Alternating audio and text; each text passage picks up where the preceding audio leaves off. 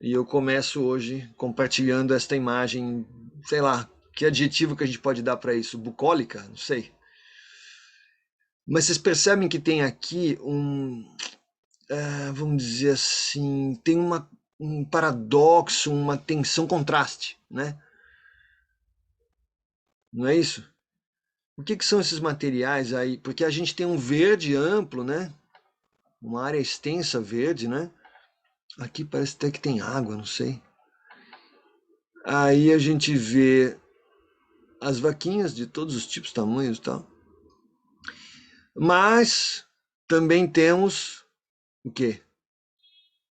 Pedra, areia, tijolo, materiais que são associados normalmente à construção, não é isso? Muito bem. Vocês sabem que lugar é este? Pode escrever, se quiser abrir o microfone, pode abrir. O que, que nós São José dos estamos. Campos. É São José, né? São José dos Campos. Mas o mais interessante é que é exatamente a região central. Então eu moro aqui no centro.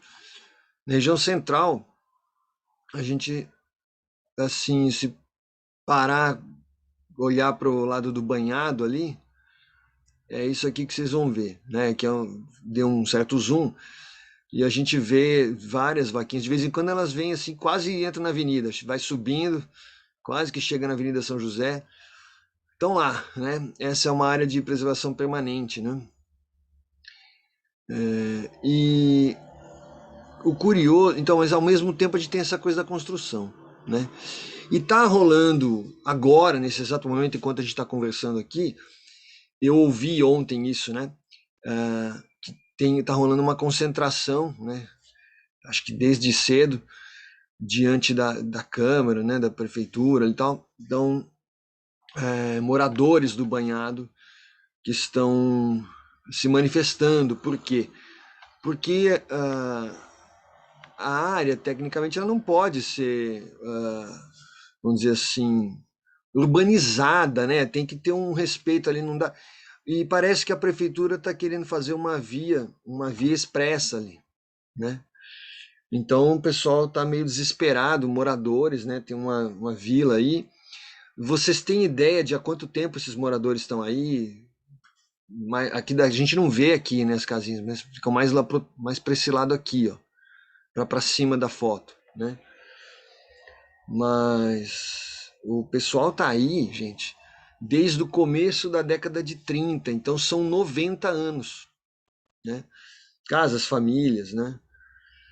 Creio que cerca de 250 famílias, mais ou menos. Então, vamos por aí mais ou menos 1.200 pessoas, né? Que, de certo modo, cuidam dessa área, né? Porque vocês podem ver que tá direitinha. Se a gente caminha ali pela Avenida São José, que é um caminho bem gostoso de fazer, você vai olhando, isso tá preservado, né? E o problema agora é a tensão que está surgindo com a ideia de uma regularização fundiária diferente. Existe um plano popular, a população está organizada, tem um plano popular de regularização fundiária, mas eu não sei, parece que a prefeitura quer passar uma via expressa por aí. E, bom, acho que não precisa de grandes estudos ambientais para entender o que isso pode causar, né? Passar uma via expressa numa área dessas, né? Bom, aqui a gente tem moradias populares, mas se a gente. É como se fosse um arco, né? Um grande arco aqui, a região do Banhado, você vai caminhando, né? E para cá a gente tem também um lado, vamos dizer, um pouco mais rico, condomínios e tal. Então existem interesses, certamente, né? Mas eu não sei, o que vocês acham disso? Eu acho, no mínimo, que a gente tem que refletir bastante, né? O que a gente deseja, quais são nossas prioridades, né? Algum comentário?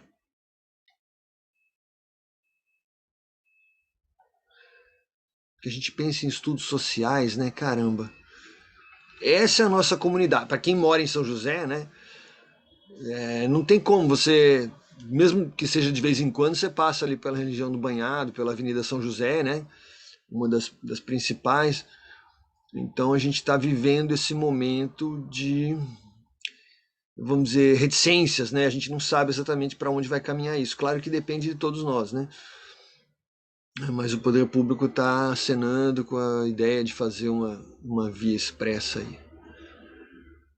Bem complicado. E ainda quando apresentaram essa proposta, eu lembro de conseguir assistir uma dessas apresentações e dizer que eles iam privilegiar carros, que seria menos impactante do que fazer uma via mais larga, então fariam uma via só para carros. E aí, outra questão que se coloca, né? O que a gente talvez devesse priorizar num ambiente urbano já meio saturado, né? Digo, a cidade como um todo, na região central pelo menos, né? E aí fazer uma via e privilegiar carros. Que vocês acham disso? Acho que vocês têm a disciplina de planejamento urbano, ou terão, né? Então são questões que estão bem atuais, né? Está acontecendo hoje isso, esse debate, vamos dizer, nas ruas, né? E eu não podia deixar de compartilhar isso com vocês, né? Que faz parte da nossa, do nosso olhar atento. A gente tem que desenvolver isso, olhar crítico, olhar atento, enfim. Vamos ver o que vai dar, né?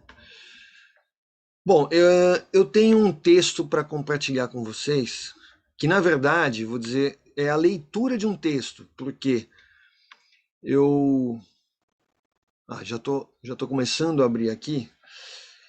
O texto é A Casa, a Rua e o Trabalho, do Roberto da Mata. É um texto muito interessante, muito provocativo, tal, mas já tem um tempo, ele deve ter escrito isso há uns 30 anos, talvez, e ele coloca questões aí para a gente pensar nessa interface entre a casa e a rua, né? A casa e o trabalho, e a rua é esse caminho. Deixa eu só ver aqui se tem. Ó, tá vendo?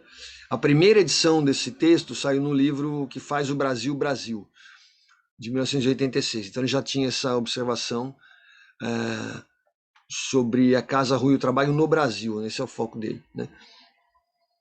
Mas eu vou dar uma dica cultural, né? Na verdade, ainda não assisti esse filme, ele está aqui no meu pendrive. Vou tentar fazer isso esse fim de semana, mas está sendo muito falado. É um filme que surgiu a partir de um livro, né? O Nomadland, né? Terra Nômade, né? Que é um filme americano e que fala de uma situação também urbana e assim assustadora, eu acho, né? Que é a quantidade crescente de norte-americanos que está morando dentro de carros. Vocês conseguem imaginar isso? Em algumas situações chega a ser famílias, mas na maioria das vezes são casais ou pessoas, indivíduos sozinhos, né?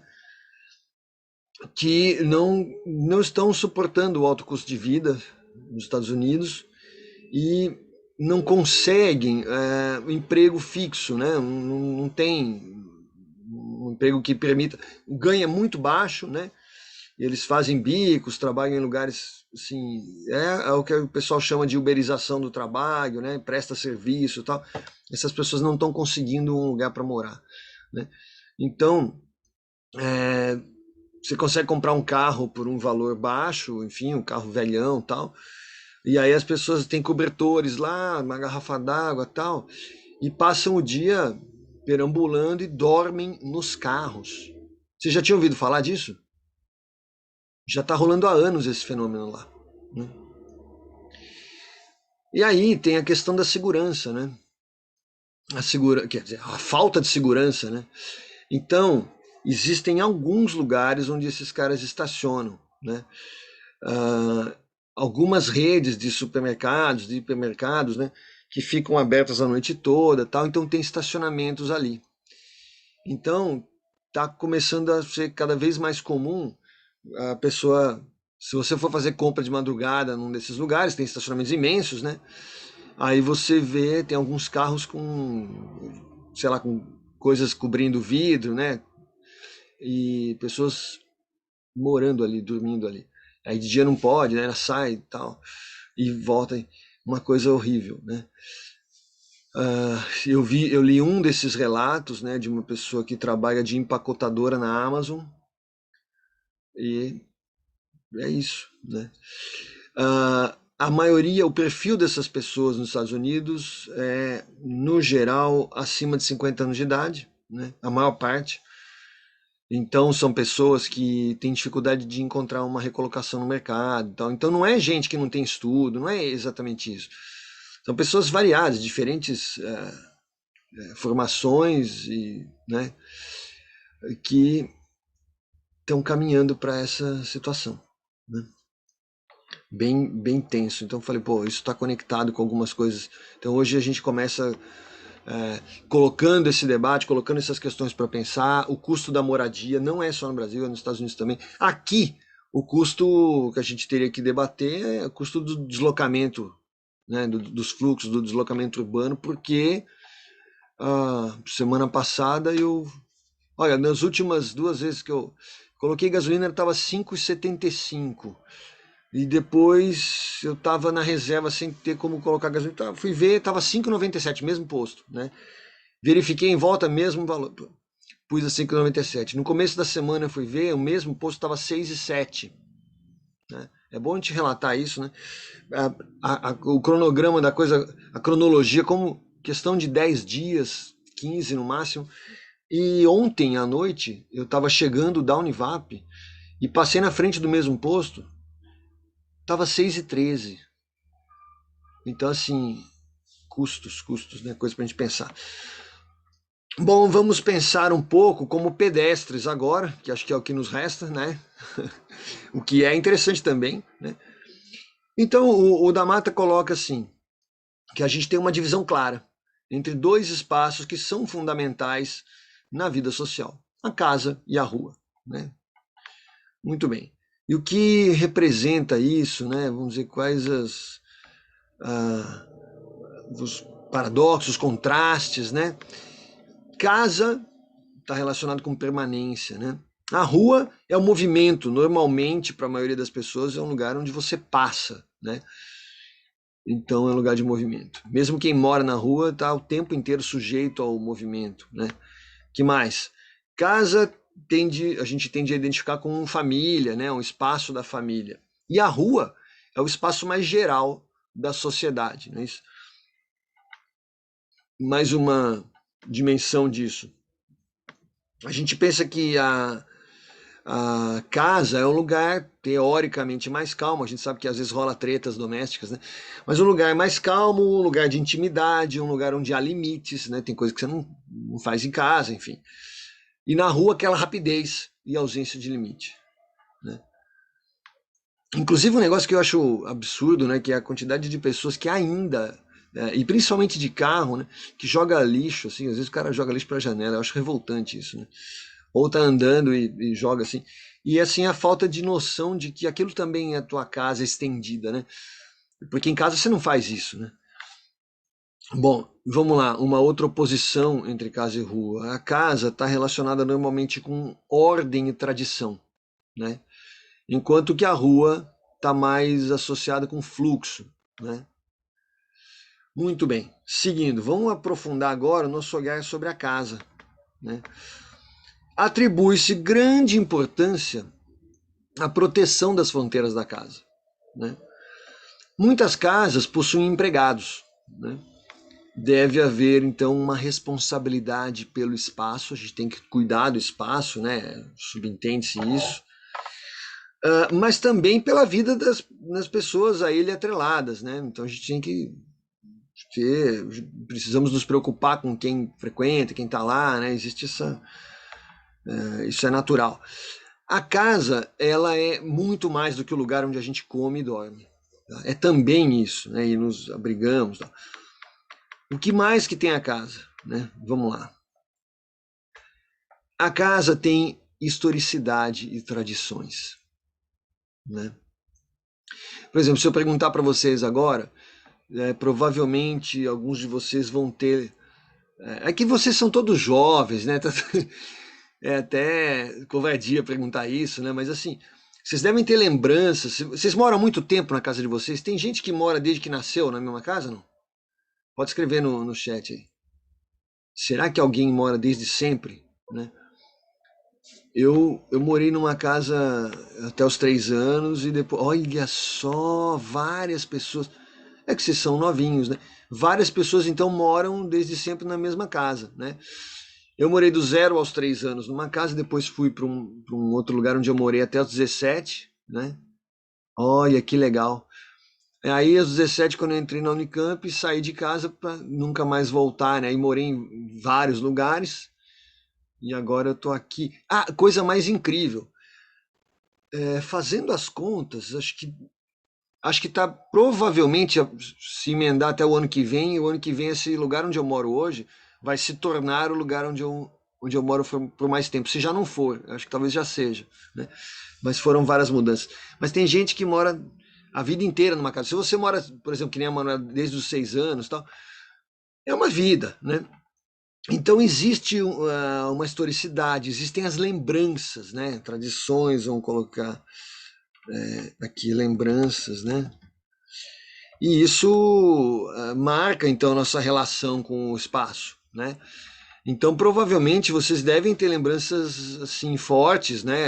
Sei lá, de quando eram pequenininhos e aconteceu alguma coisa marcante na casa, né? Eu estava ontem fazendo essa, vamos dizer, essa reflexão, né? E me lembrei, tive duas lembranças assim até meio tensas de acidentes, coisas complicadas que aconteceram, épocas difíceis. Mas aquilo, então te guarda isso, né? E depois, se alguém quiser comentar um pouco isso, né? Fique à vontade, tá? Ou escrever.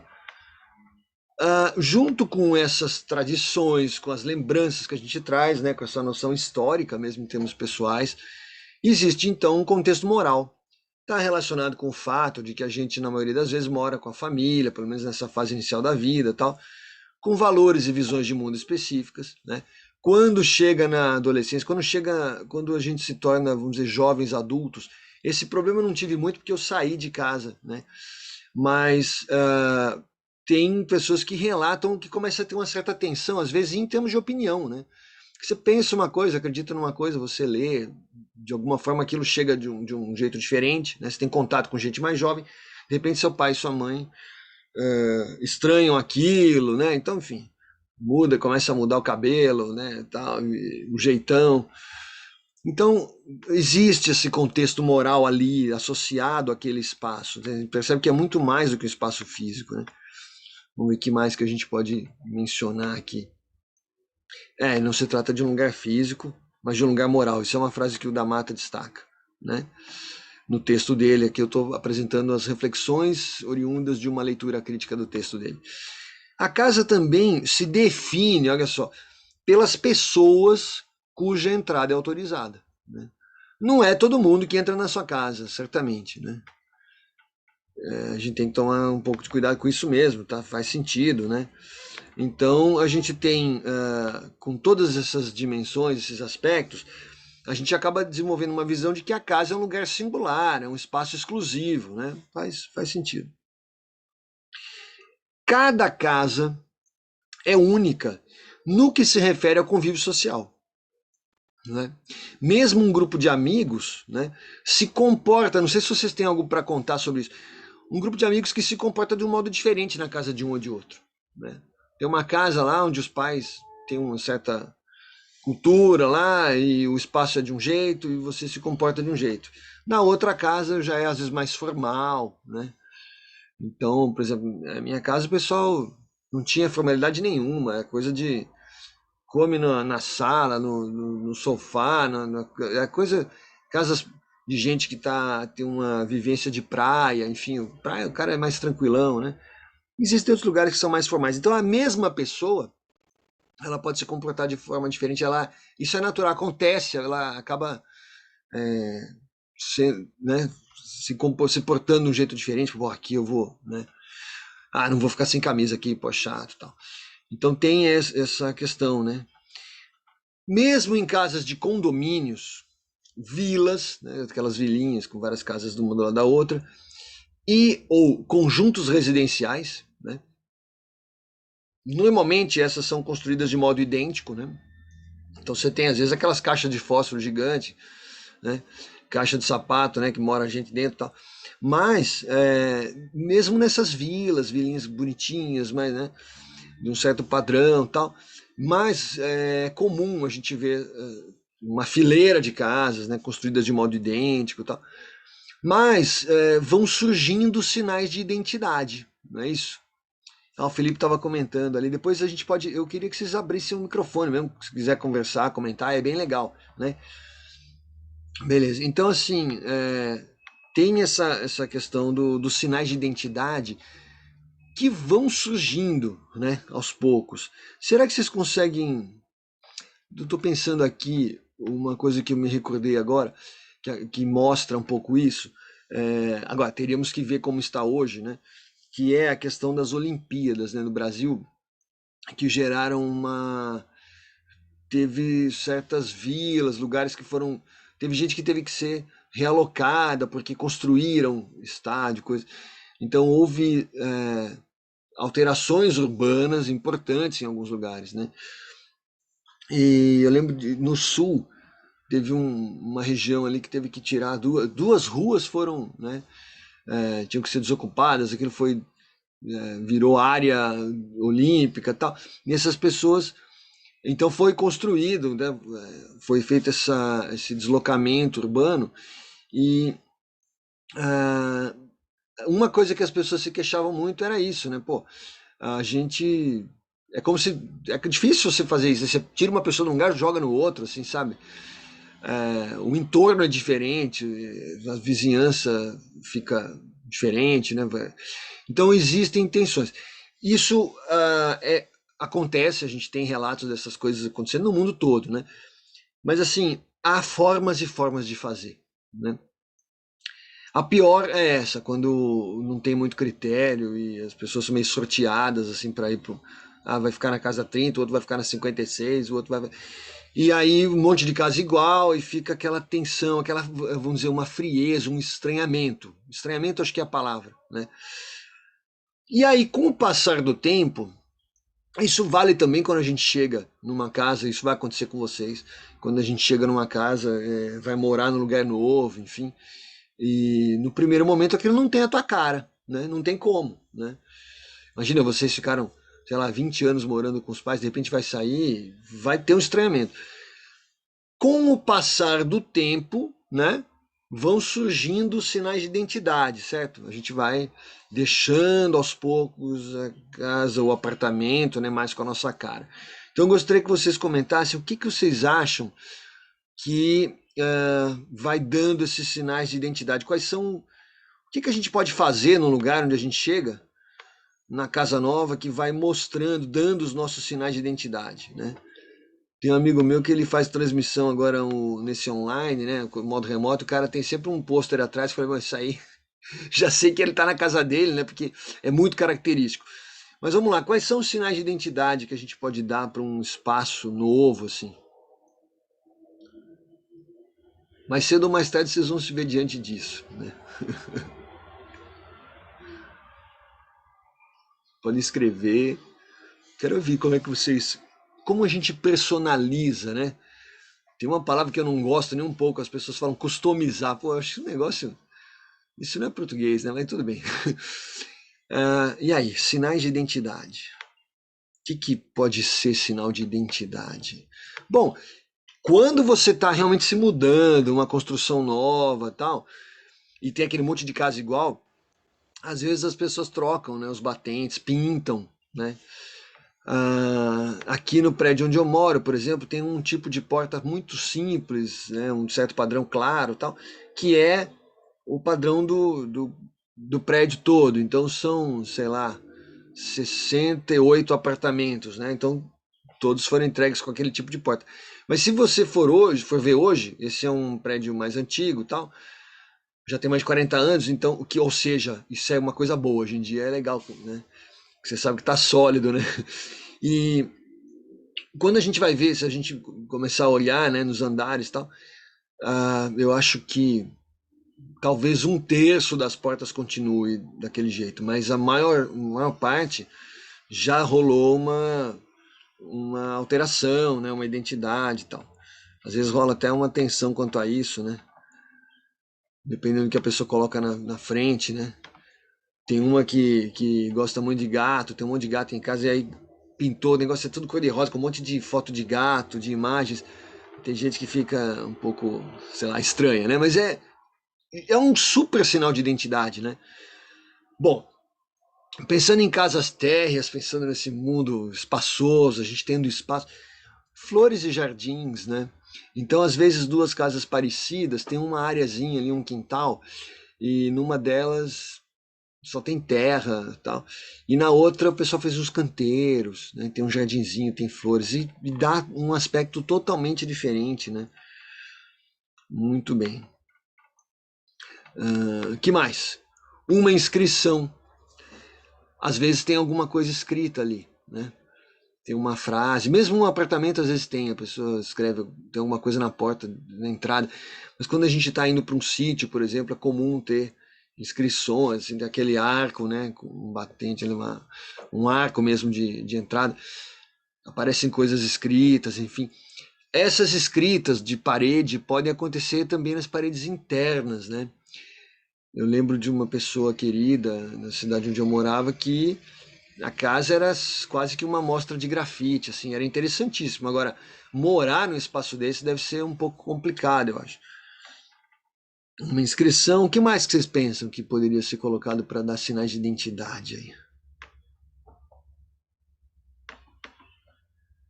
Deixa eu ver se eu anotei mais alguma coisa.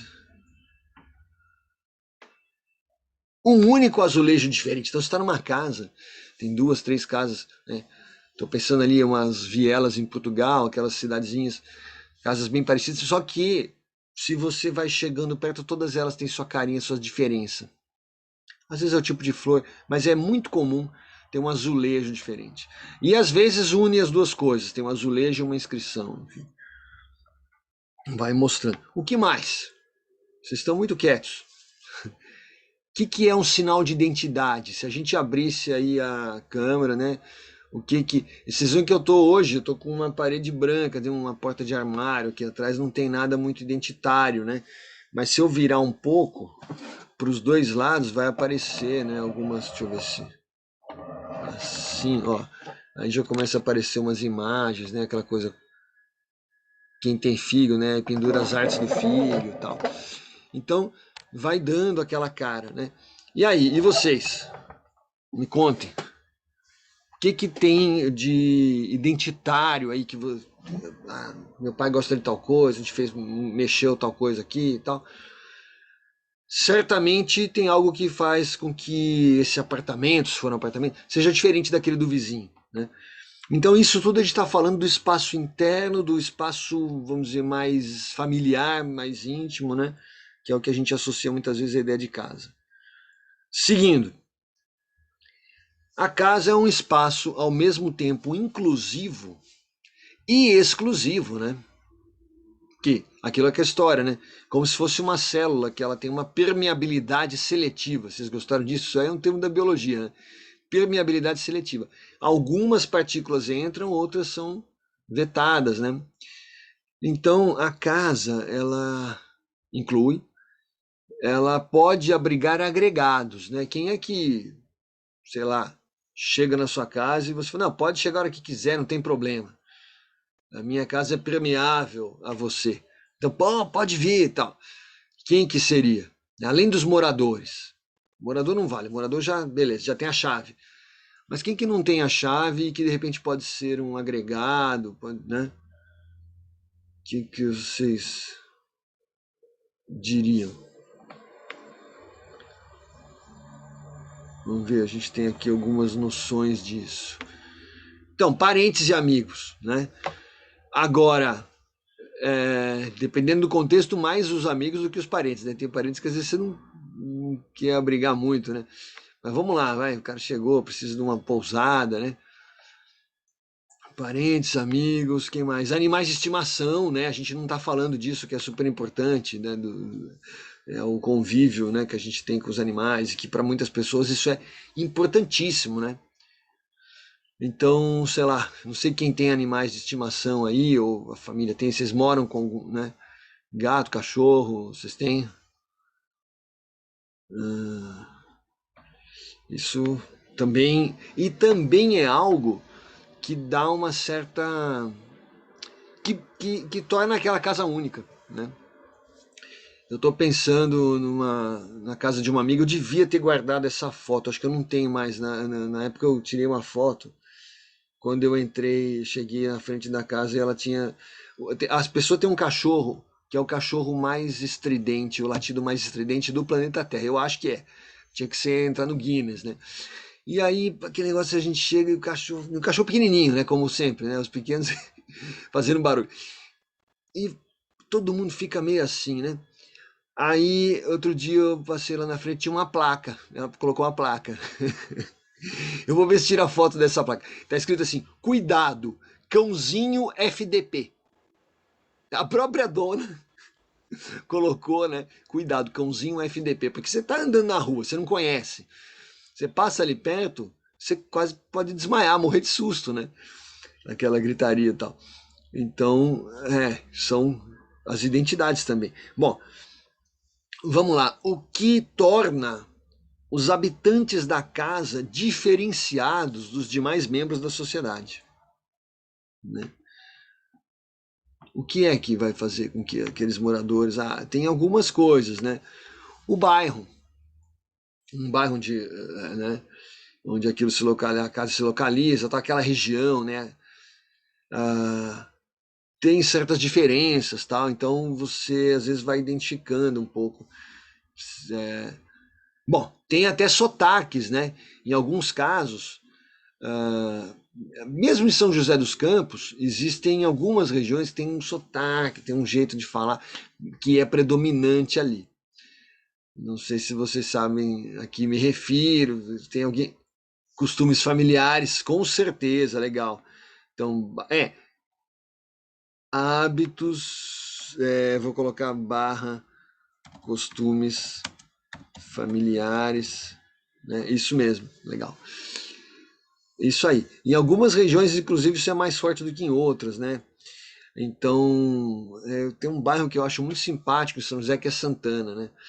É um pessoal, eu brinco que é um bairro mineiro que descolou e veio escorregando para São José, porque é assim, inclusive eles têm a festa do mineiro e tal. E é legal, né? Um lugar que vai, né? A gente quase que consegue identificar um pouco, a pessoa tem um pouco aquele jeitão do lugar, né? Bom, agora, seguindo a nossa conversa, a gente personaliza as casas, a gente falou isso agora há pouco, né? E, na verdade, mesmo que inconscientemente, né? A gente, ao personalizar essa casa, casa, vocês entenderam, é o lugar onde a gente mora, né? Não necessariamente uma casa, né? Mas assim, a gente está buscando um contraste com certos espaços coletivos. A gente não quer que a nossa casa se pareça com alguns espaços que, sei lá, são menos acolhedores, talvez, não sei. E que espaços coletivos são esses que a gente quer, de repente, marcar uma certa diferença, né? Tem alguns, né? Ó, prisões. Pô, você não quer que a sua casa tenha uma cara de prisão, né? Então ela vai realmente... É um contraste muito grande entre morar né, ter um lugarzinho seu e estar numa prisão, num lugar que você tem que dividir cela, beliche, provavelmente, né? Alojamentos variados, né? Estou me lembrando uma vez de uma viagem que eu fiz, que fiquei uns dias no alojamento do exército e tal. Sim, sei lá, você tem 20, 30 beliches um do lado do outro, é um troço meio, né? Sei lá, impessoal fica, né? Então, motéis, hotéis, né? Às vezes tem alguns lugares mais aconchegantes, tal, mas tem outros que são mais frios e não dá pra gente comparar, né? Não é a casa da gente, né? Inclusive aquela história, né? Eu não sei pra vocês se vocês têm essa questão, mas quando a gente viaja, tem duas alegrias, né? Quando vai e quando volta, né? A gente sai, é super legal, pô, vamos viajar, né? Tal. Eu tô indo esse fim de semana, vou fazer uma coisa e tal. E é bom, é ótimo, né? Mas aí rola aqueles estranhamentos também, nossa, esse colchão aqui não tô acostumado, tal. E quando você volta em casa, ai, nada como dormir na minha cama, né? Não tem isso. Então tem essa coisa dos contrastes aí. Se queira ou não, você fica mais à vontade no seu espaço. Espaços da casa. Então existem, né, diversos, a gente não vai nem aprofundar isso aqui, mas assim, nos quartos, né?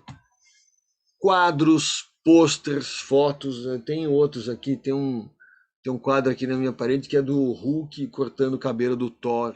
É um negócio meio estranho. Então, quadros, posters, fotos variadas, colas fotos e tal. Outro espaço interessante da casa, pelo menos para mim, eu sou fã da cozinha. Eu acho que para conhecer uma casa, assim, eu acho que a cozinha é fundamental. Você tem que conhecer a cozinha. Se a cozinha é legal, tudo é legal. Aliás, o banheiro também é importante, né? Mas a cozinha é o coração da casa. E aí rola aquelas coisas, né? Tem uma série de frases que a gente ouve, ou repete, né? Porque fazem sentido até. Que é a questão da comida caseira que é boa. Então, ó, comida caseira é uma definição de uma comida que está relacionada com você se sentir acolhido, com você, né? É o contrário do estranhamento, é você estar à vontade. Comida caseira que é boa. Bom, na casa também existem naturalmente interdições, né? No sentido de proibições. Então tem coisa que a gente não pode fazer em casa ou não deve, ou então fica chato fazer em casa.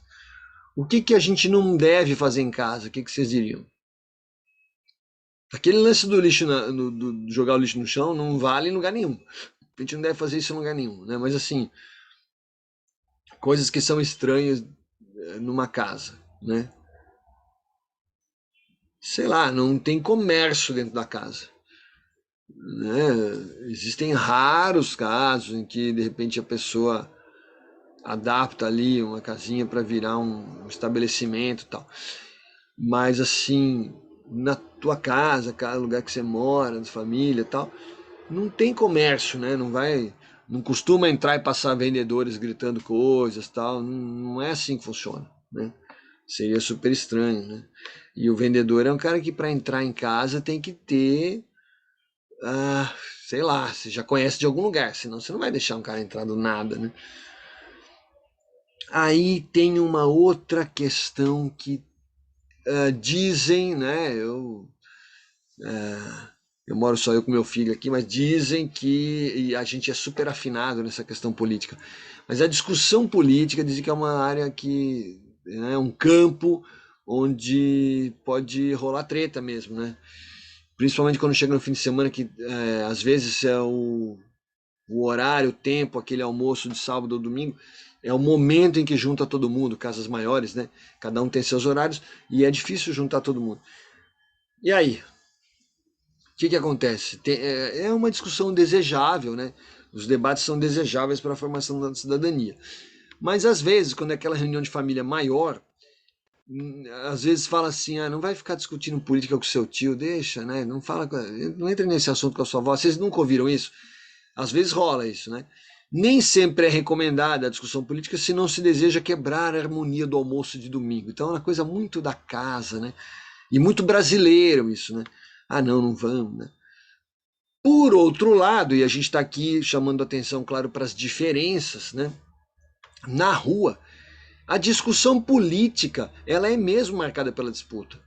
Na rua é o contrário, as pessoas se afirmam, né? Tem alguns casos que rola até pichação, enfim, os grafites temáticos e tal. Mas tem, e faixas, né? Pensa bem. Ninguém entra desfilando uma faixa na sua casa, mas na rua, né?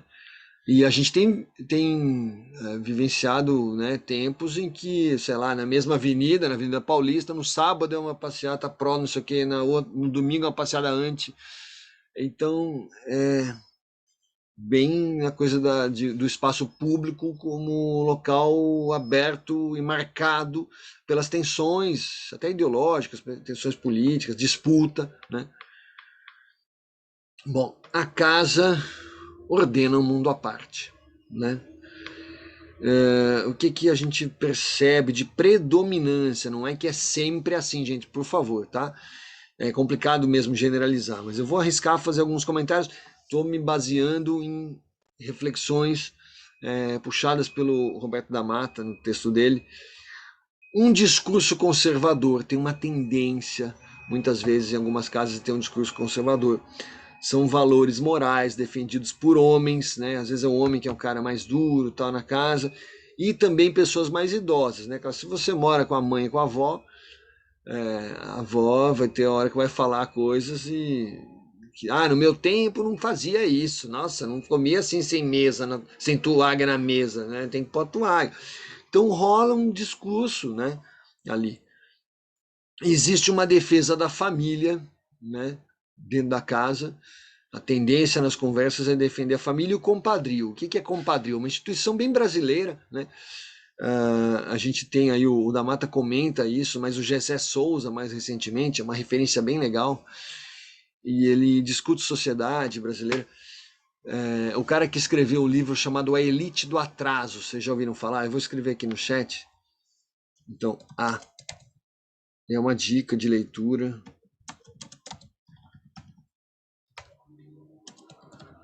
Eu tô com outros livros dele aqui, mas não consigo tempo, gente. Mas esse aqui virou um clássico já quando saiu, né? Então ele comenta isso, né? Essa coisa do patrimonialismo, do compadrio, amigos, parentes e funcionários, né? Tem uma certa predominância ali e tal. São defendidos. Ah, não, eu não fiz por mal, imagina. Seu filho chega da escola com um bilhetinho, né?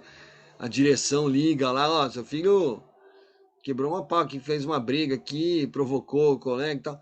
Não, meu filho não faz isso, né? O cara liga na tua casa, não, eu não acredito, não, que é isso? Para com isso, tá? Tem essas coisas, né? Agora, o tempo dentro de casa é marcado nem sempre pelos relógios. Hoje em dia, vamos falar a verdade, aí tem uma diferençazinha de época, né? Hoje o tempo de todos nós acho que está mais marcado pelos relógios, né? Eu não sei vocês, mas eu como professor no período de pandemia nunca corri tanto, né? Por mais que a gente é um paradoxo, né? Pô, a gente fica mais parado, fica mais em casa, mais ou menos, né? Mas o tempo sai de um link entra no outro, faz puxa o vídeo, edita, tal. Mas assim, de maneira geral ainda, talvez a gente ainda possa dizer que o tempo, quando a gente pensa assim, não em minutos, quando a gente pensa em meses, anos, né? O tempo é marcado não pelos relógios. O tempo no ambiente familiar é marcado por acontecimentos, né? Não é isso? Tem aqueles acontecimentos importantes que mudam a vida da família, que marcam a vida da família, né?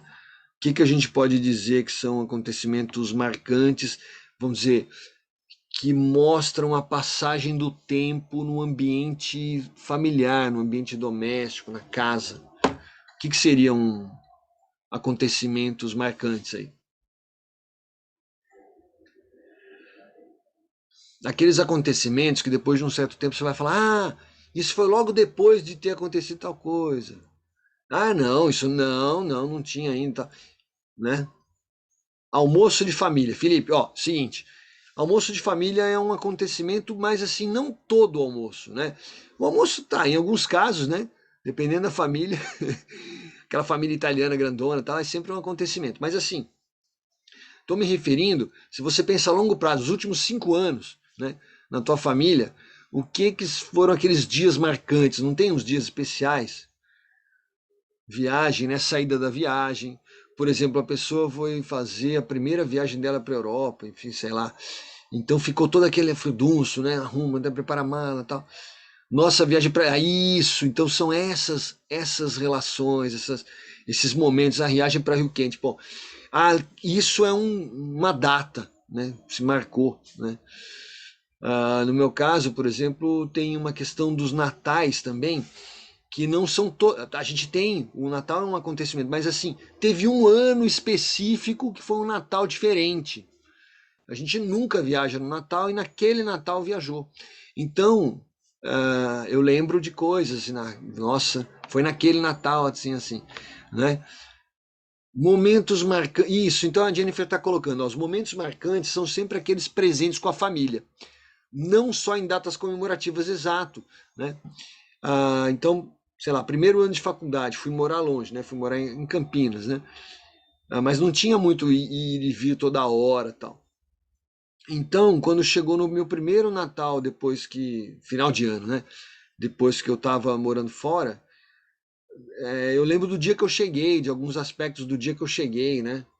Por volta talvez de 18 de dezembro. O dia cronológico eu não sei, mas eu sei como é que tá, como é que foi chegar, né? A sensação do ônibus chegando, depois indo para casa e tal.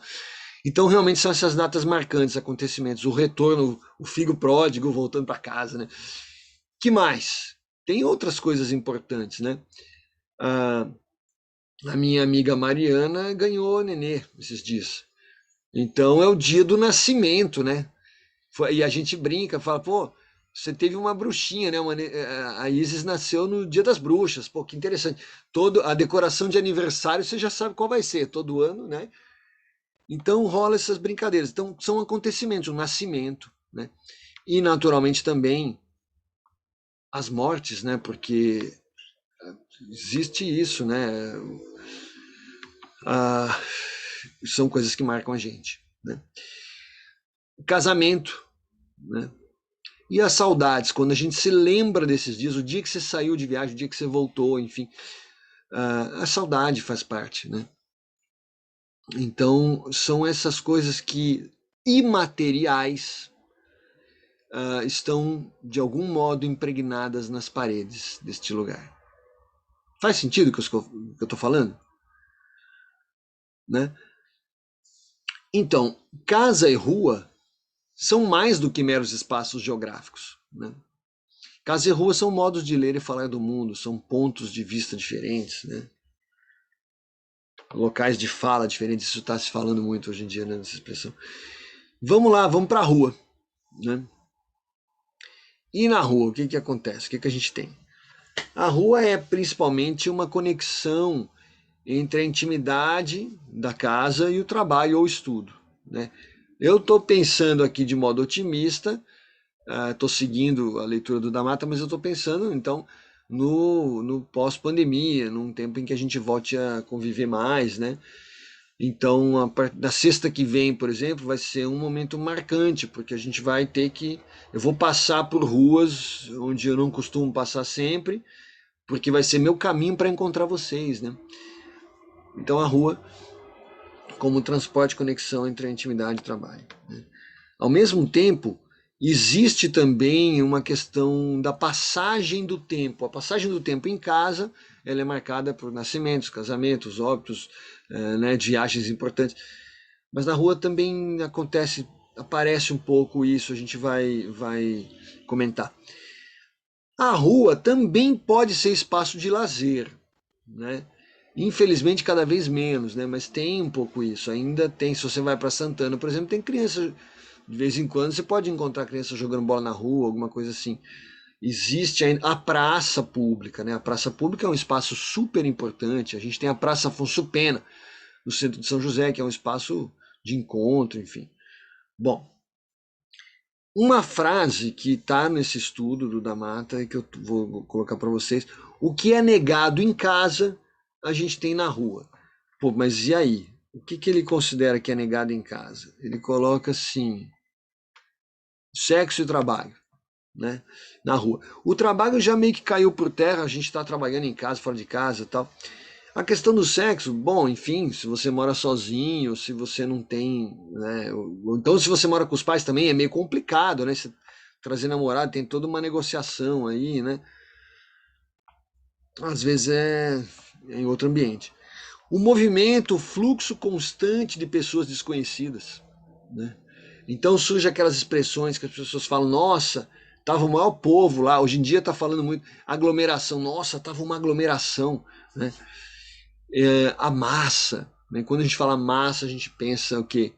Indivíduos como se não tivessem suas personalidades, né? Aquele monte de gente que você não conhece, então parece todo mundo igual para você. É porque você não conversou com essas pessoas, você saberia que cada uma tem a sua identidade, né? Inconfundível, tal. Então na rua a gente tem essa tendência, né? De ter a sensação de um fluxo constante de pessoas desconhecidas, então aquilo torna as pessoas indiferenciadas. Não tem como você conhecer todo mundo andando na rua 15 de novembro em São José dos Campos. É o local da batalha diária, né? O local da dura realidade da vida. Eu estou colocando aqui, gente, expressões que são utilizadas, né? A gente ouve, né? Ah, estou na lida diária, batalha diária, dura realidade. Algumas dessas são expressões mais antigas, mas acho que vocês têm provavelmente alguns paralelos. Não sei como é que vocês falam isso. O cara vai trabalhar, ele fala alguma coisa, vai estudar, nossa, vou ter que encarar, vou encarar. Como que vocês falam isso? Né? Como que vocês descrevem essa saída? Né? Enfim, né? O tempo tende a ser medido mais pelo relógio. Né? E quando a gente fala relógio, não é somente o relógio propriamente, mas, vamos dizer assim, existe cronômetro em quase tudo na rua, né, gente? É o semáforo, é o horário dos ônibus. Nossa, se eu perdesse. Bom, o Adoniran Barbosa, né?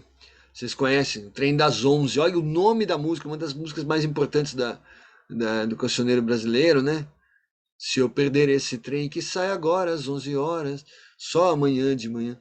Então, olha lá o tempo marcado pelo horário, né, do trem, do ônibus, da entrada e saída do comércio. Então, quando está perto das 9 da manhã, aqui fica um furdunço na região central, nas ruas, né? E também às 6 da tarde, né?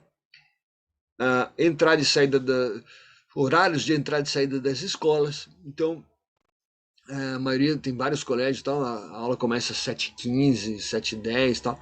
Nesse horário fica aquela muvuca, aquela aglomeração, aquela confusão. Então são horários marcantes, assim, evite sair neste horário, né? Tá. Aqui de onde eu tô, evite sair 15 para as 8, que não vai, vai ser complicado, vai estar meio carregado. Se você conseguir sair 8h15, se você puder, nossa, ótimo. Né? Agora, se você precisa sair antes, então não sai 15 para as 8, sai, sei lá, 7h20, porque muda totalmente, né, em questão de minutos. Muito bem. Aí o famoso horário do rush, né? Esses horários de almoço, de saída do expediente. Eu tenho referências musicais para essas coisas, né? Para a questão da passagem do tempo, eu recomendo a música O Tempo Não Para, do Cazuza, né? E aí tá falando de sociedade, tá falando do Brasil, é bem interessante. Bom, na rua, o que mais a gente tem? A gente tem calor e frio. Estamos expostos ao calor, expostos ao frio. A chuva. Então, em casa você não precisa de guarda-chuva, mas na rua, né? E também lembrei de outra coisa, né? Uma frase que minha mãe sempre dizia, quando eu me aproximava da porta, que ela via que eu ia sair, né? Ela só falava assim: chave, dinheiro, documento. Né? Então são coisas que você está em casa, você está sem a chave no bolso, você não está com documento nenhum, né? Eu por acaso estou aqui, mas é coincidência. Mas na rua você não sai assim, sem nada, né? Sem lenço, sem documento, como diria o Caetano, tá arriscado, né? Não, não é muito bom. Bom, calor e frio, chuva, buracos na calçada, confrontos, às vezes tá rolando uma briga, teve um acidente de carro, sei lá o que, as pessoas estão discutindo, às vezes tem briga com a polícia, estão abordando alguém, nem sempre do modo adequado, então é complicado mesmo. Olha só, gente, como que a linguagem, e nós estamos falando de Brasil, eu nem vou dizer de outros lugares, porque vou falar do que a gente conhece um pouco mais, né? Mas assim, existem expressões que usam rua. A gente fala, existe assim, meninos de rua. Isso aí é menino de rua. E a pessoa fala às vezes com uma carga de preconceito, um peso, né? Meninos de rua. E aí já dá aquele carimbo, já estigmatiza a pessoa. Mulher da rua, né? Que também seria mulher da vida, né? Muitas vezes o pessoal mais antigo tem essas expressões, mulher da vida, né?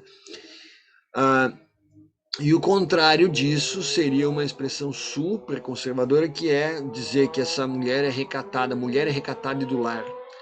Não sei se vocês acompanharam, porque vocês são novos, né? Mas no período do governo Temer, né? Quando saiu a Dilma e ficou o Temer, então a primeira dama, o pessoal falava que saiu numa revista importante falando sobre a primeira-dama, dizendo: esta é uma mulher recatada e do lar, para querer marcar posição com uma pessoa mais de luta, de trajetória mais política, como a Dilma, por exemplo. Então falava: não, a mulher do Temer é recatada e do lar. Gente, sei lá, não sei o que vocês pensam disso, mas de um certo modo, eu acho que acaba estigmatizando os dois lados, né? A gente acaba. É complicado isso, né?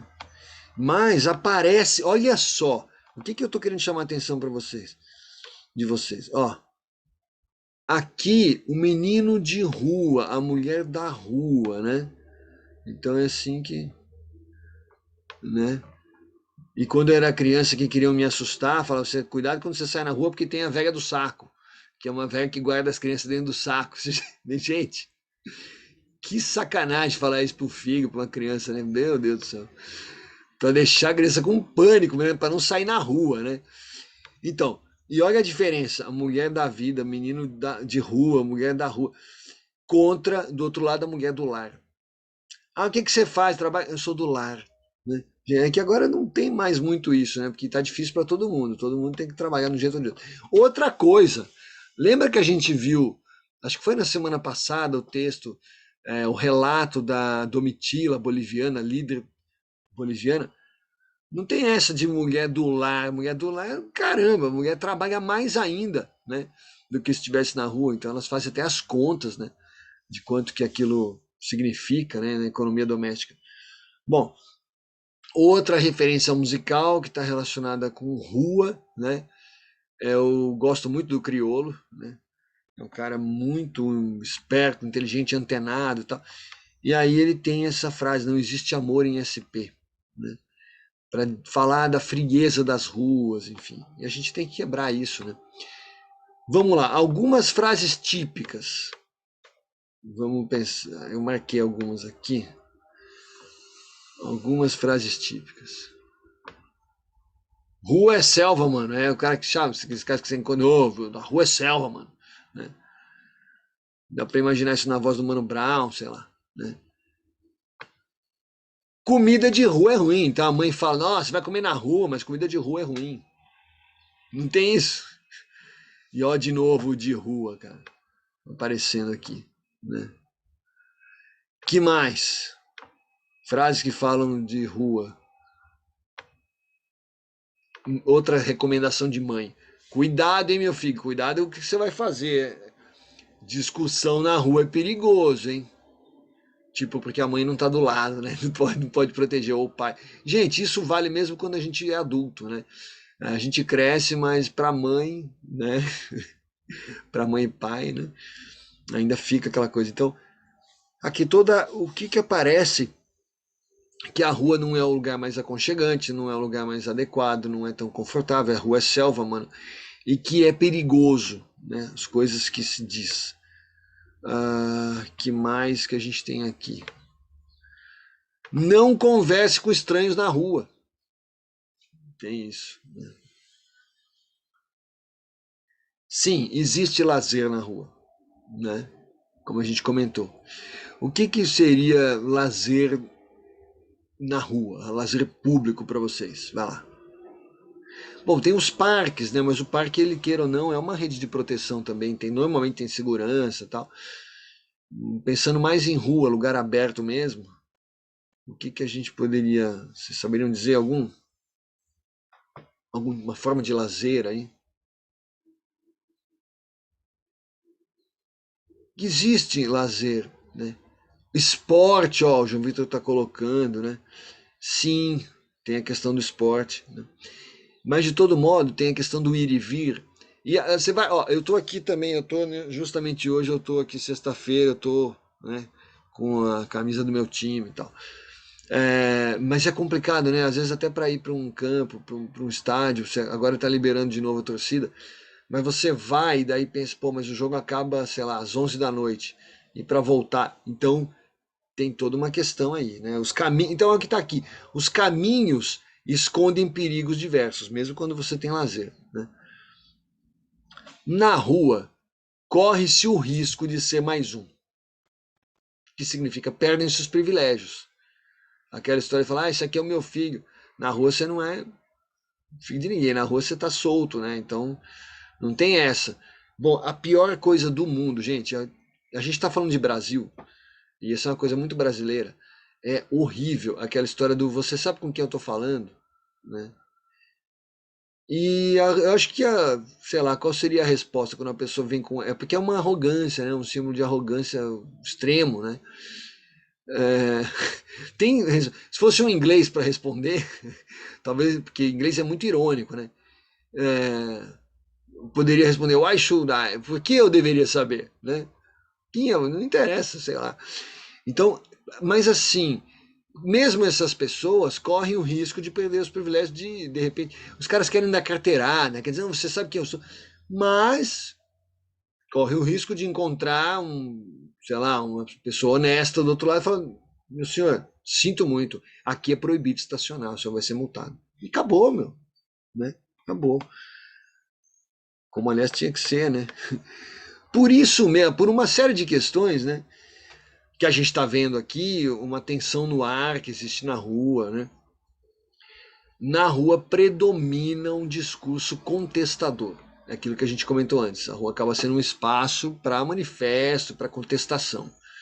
Se alguma coisa está muito boa, você fica em casa, está tranquilo. Se está muito ruim, tem que ir para a rua. Estou lembrando, por exemplo, do caso dos Estados Unidos, do I Can't Breathe. Né?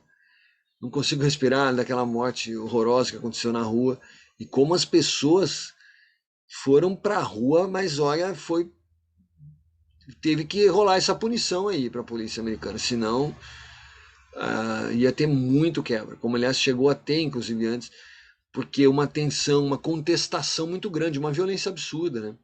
E quando você faz uma violência a uma determinada pessoa, uma determinada figura, um perfil de pessoa, publicamente, e isso ganha notoriedade, você está agredindo milhões de pessoas, né? Essa é a questão da rua. Então a rua acaba sendo, tem que ser o lugar também do basta, né, nesse sentido. O mais que a gente tem aqui? Contestador, um discurso de gente que quer mudar as coisas. Os manifestos, né? Proposta de transformação. Né? Bom, a rua é um caminho para o trabalho. Né? O cara vai pegar no batente, vocês já ouviram isso, né? O batente é um obstáculo a se cruzar, a se transpor. Então, é uma frase que mostra, se a gente vai analisar a etiologia e tal, tem essa coisa dos portais, né? Trabalho. Ah, agora eu quero saber o seguinte: alguém sabe a origem da palavra trabalho? Nunca ouviram falar? De onde que surgiu a palavra trabalho? Gente, eu fiquei tenso, mas falei, tem que levar isso para a galera, né? A origem da palavra trabalho é tripalium, que não é uma coisa nada boa. A palavra deriva do latim tripaliare, que significa trabalhar, então tripaliare, que significa castigar com o tripalho, né? Que era uma espécie de instrumento de tortura, instrumento de punição, instrumento romano, né? Então esse nome trabalho, essa palavra, ela vem lá do tripalhare, do tripalho, que é você torturar os caras carregando, colocando uma canga, um peso absurdo nas costas, os caras tinham que levar, tinham que carregar. Então é algo que é usado nos escravos, né? Era usado na época nos escravos, então era uma vida pesadíssima. Então a palavra trabalho ela nasce com um peso pesado, né? Bom, muito bem. Existem agora diferenças, né? A gente está falando da rua como espaço, caminho para o trabalho. Existem diferenças de divisão na Europa e no Brasil, né? Na Europa, trabalhar é agir e fazer. Mesmo se você não gosta do seu trabalho, se você está insatisfeito, mas aquilo seria, vamos dizer, entre aspas, né, um castigo através do qual você chega à salvação. Então existe um horizonte ali, eu estou fazendo alguma coisa, estou construindo, né? No Brasil tem uma certa tendência de que trabalhar é um horror, né? E aí o que acontece? A gente começa a louvar certas coisas que não são muito legais, né? Tem outra coisa, no Brasil um grande erro, né? Ah, eu comentei isso agora há pouco, né? O trabalho doméstico nem é visto como trabalho. Então tem gente que fala, você ficou só em casa? Fiquei em casa, não parei um minuto, fiquei. Nossa, trabalhei pra caramba. Né? Mas as pessoas não reconhecem isso às vezes. Esperemos que mude. Né? Quem são os heróis brasileiros? Arquétipo do herói brasileiro. Tem alguns, né? Tem um que é o malandro. O malandro, esse cara aqui é malandro, vive na boa, tá na, né? O cara vive na rua sem trabalhar. E isso às vezes tem gente que acha, não, se eu puder. Olha só a conversa. Eu estava aqui perto, no centrão, né? Dessas pessoas de rua, vendedor e tal. E o cara falando de vereador, não, porque o vereador não sei o quê, porque esses caras estão na vida mansa, não sei o quê. E uma rodinha ali, uma certa discussão. Eu estava achando, inclusive, muito justa, falando algumas críticas, tá? Não, os caras só querem entrar na grana, não sei o que, já contratam não sei quantos assessores e tal. E hoje em dia a gente ainda tem essa coisa, sabemos que existe rachadinha, né? Então é um negócio bem complicado. E aí o outro fala, um cara ali no meio, e gente assim, simples, virou e falou pro outro: ah, eu acho que eu vou me candidatar a vereador, e não sei o que, se eu chegar lá eu vou fazer igualzinho. Olha só, gente. Então, quer dizer, é uma louvação de uma malandragem, de uma sacanagem, de uma corrupção, né? E aí tem o Sartre que diz: o inferno são os outros, né? Você acha que tá de boa. O santo, o que que é o santo? A pessoa que abandonou o trabalho mundano e pensa na eternidade. O santo, ele doou a vida pela igreja, ele doou não sei o quê. Então ele não está mais trabalhando propriamente mundano e ele pensa na eternidade, meio na vida mais etérea, mais da alma, do espírito, enfim. Agora a gente tem que louvar, né, pessoas como o padre Júlio Lancelotti e outras pessoas que se envolvem mesmo com o povo, né? Fazem o trabalho, vão lá, carrega a pedra se precisar e em nome de uma comunidade. Outro cara que é herói, é muito valorizado, é o chamado Caxias, acho que teria que colocar talvez entre aspas, né?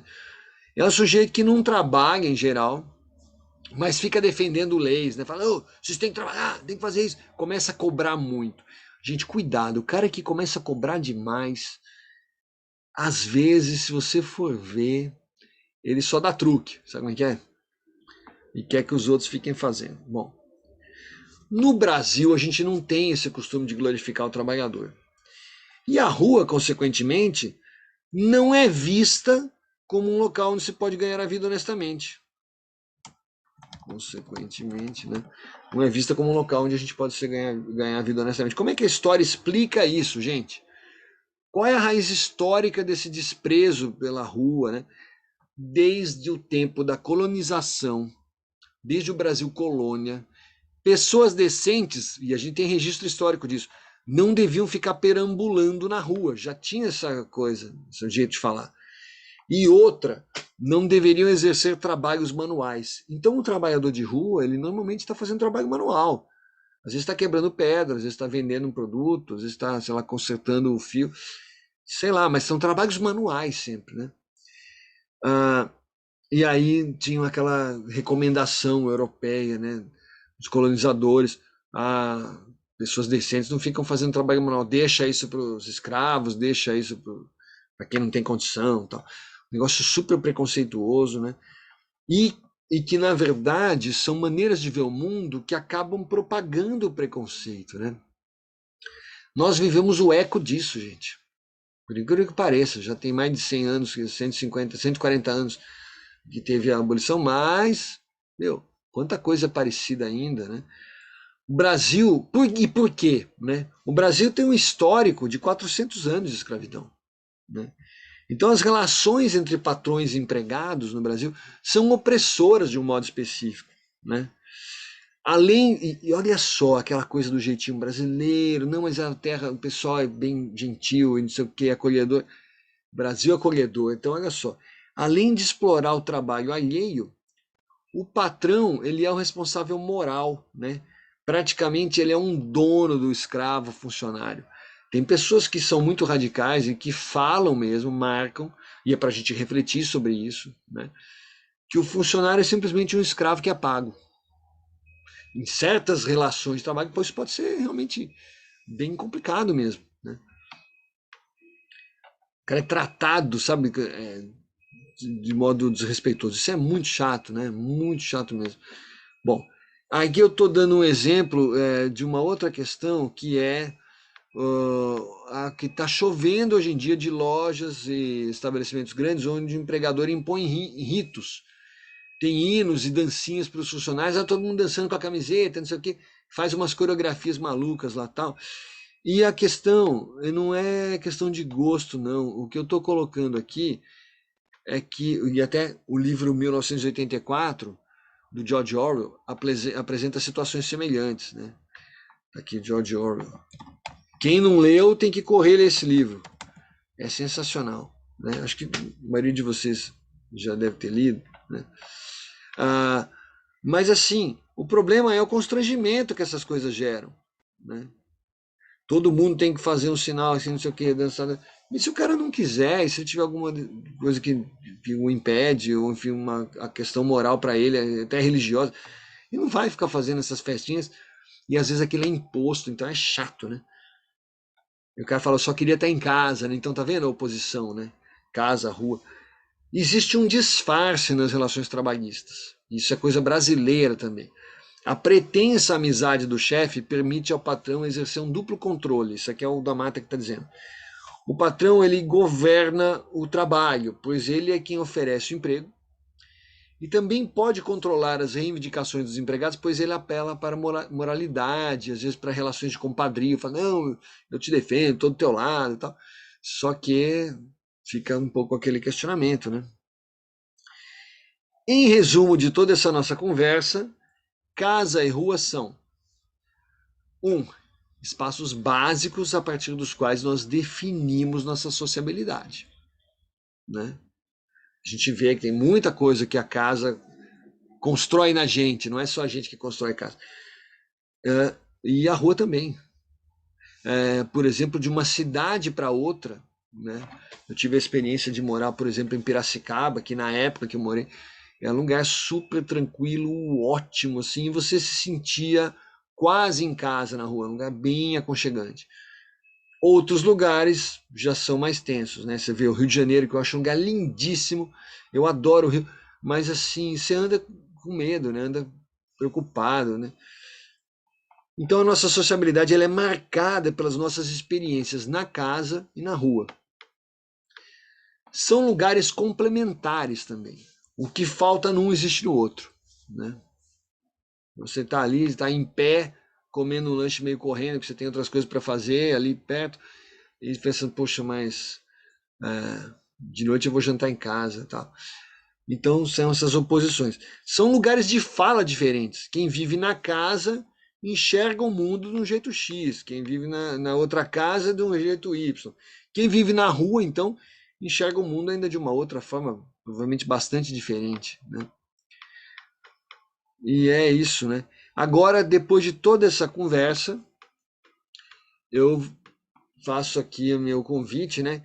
Que vocês pensem na responsabilidade de um arquiteto, de um planejador urbano diante de tudo isso, né? Eu achei que era fundamental a gente trazer essa reflexão aqui, né?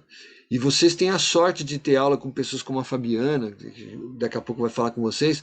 Então, assim, pessoa que eu admiro bastante e que ajuda a construir essa reflexão, né?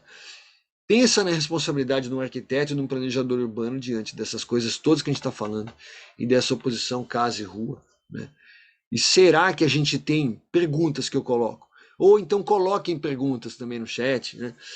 Eu coloco assim, até que ponto é interessante a gente marcar essa diferença? Existe uma visão de mundo de que a casa tem que ser uma trincheira, um lugar assim, um castelo inexpugnável, né? Impenetrável.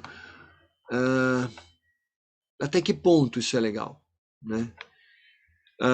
Até que ponto os muros altos são interessantes ou não? Eu queria ouvir um pouquinho vocês sobre isso agora. A minha apresentação que eu queria colocar para discutir hoje é isso, né? Vou compartilhar esse material e quero ouvir vocês, né? Que tal? Quais são as questões que ficam? Qual a responsa, né? O que vocês pensam que vocês gostariam de fazer como arquitetos? Vocês acham que é importante um olhar cuidadoso para essas questões? Comentem.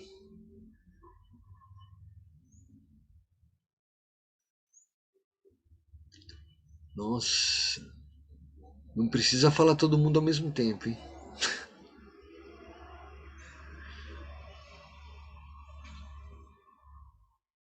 Fica só na reticências. A minha questão é interessante a gente refletir sobre isso. Eu estou buscando aqui trazer reflexão para vocês, né? Depois dá uma olhada de novo. Eu acho que eu gostaria disso, né? Que seja algo para a gente refletir, né? Porque assim, queira ou não, o conjunto, pensando em grande escala, planejamento urbano, o conjunto de casas define também um pouco o clima da cidade, né?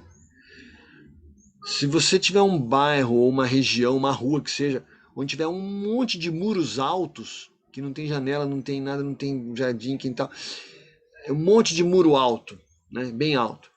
E às vezes umas com aquelas lanças no alto que você não consegue, sabe? Que parece castelo mesmo. Como é que é andar na rua olhando aquilo, né?